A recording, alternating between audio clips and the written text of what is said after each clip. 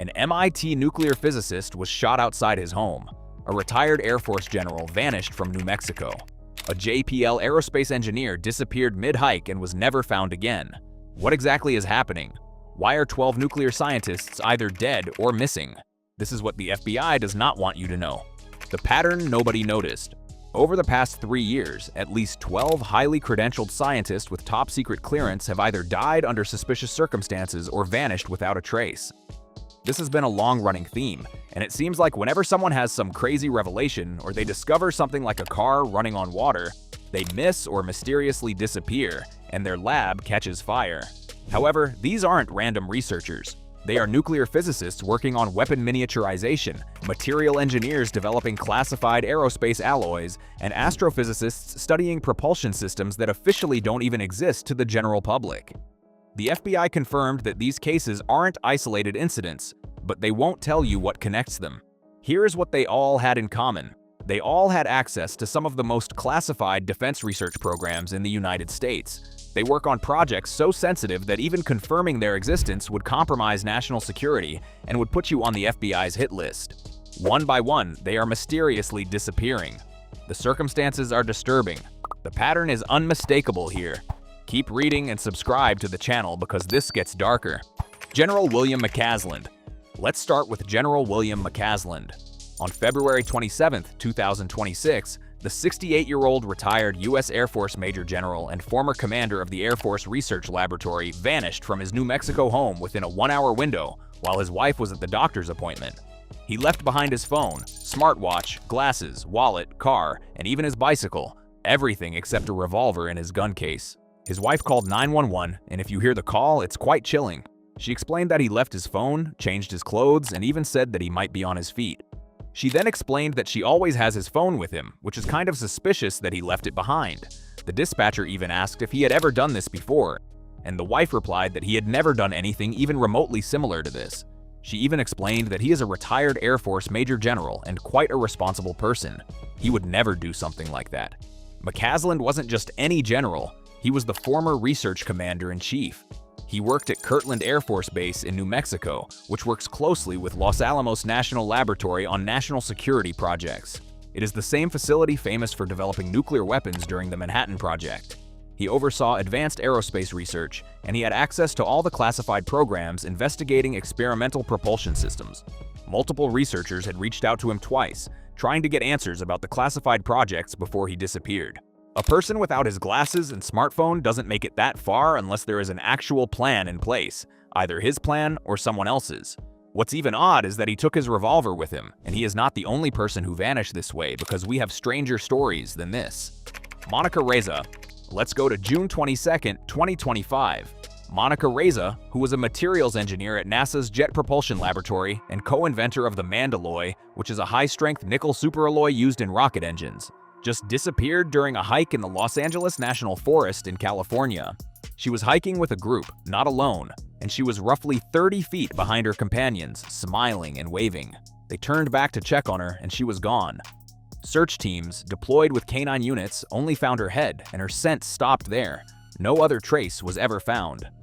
Reza wasn't some casual weekend hiker who got lost. She was one of the most experienced hikers on a marked trail and was hiking with companions nearby.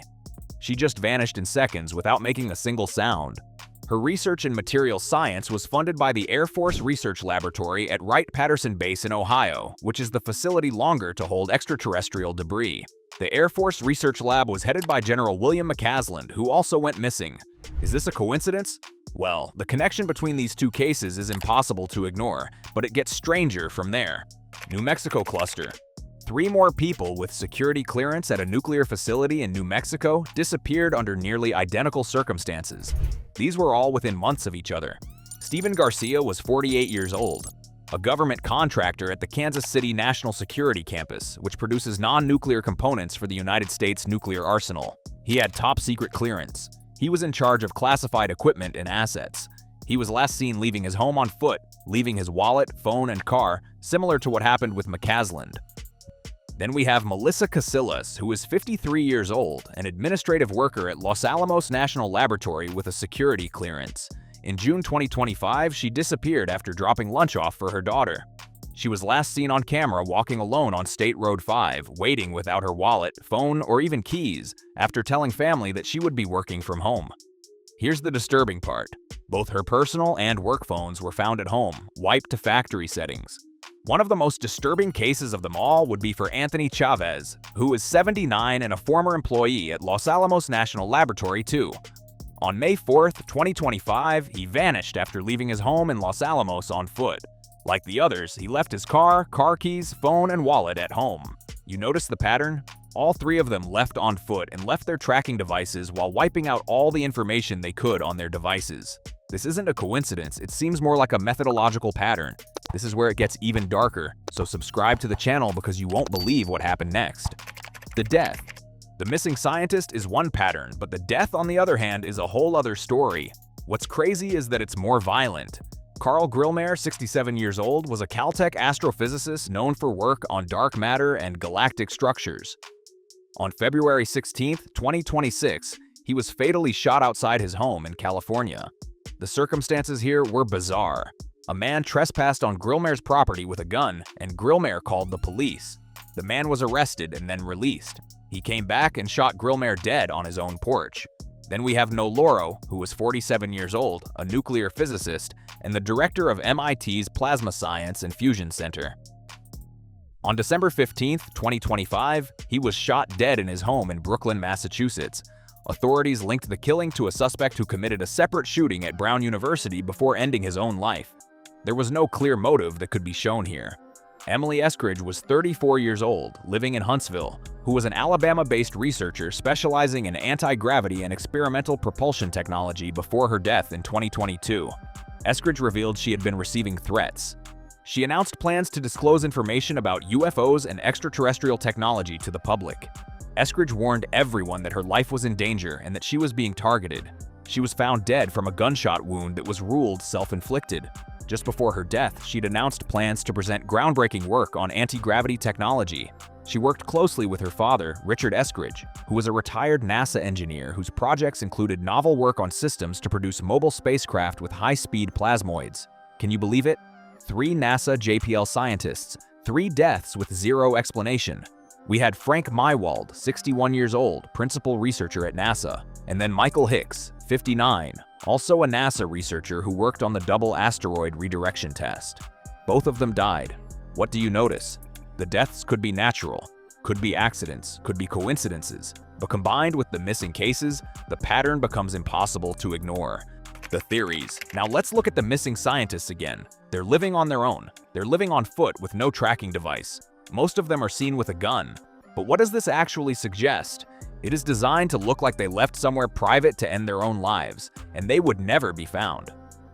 But here's the problem. If that's what happened, a person without glasses and a smartphone wouldn't make it that far, especially in wilderness terrain. Bodies are found even in remote areas, and eventually someone finds them. These people have not been found, not one of them. This is just that something else is going on entirely. It's almost like they are being extracted, taken, but not kidnapped.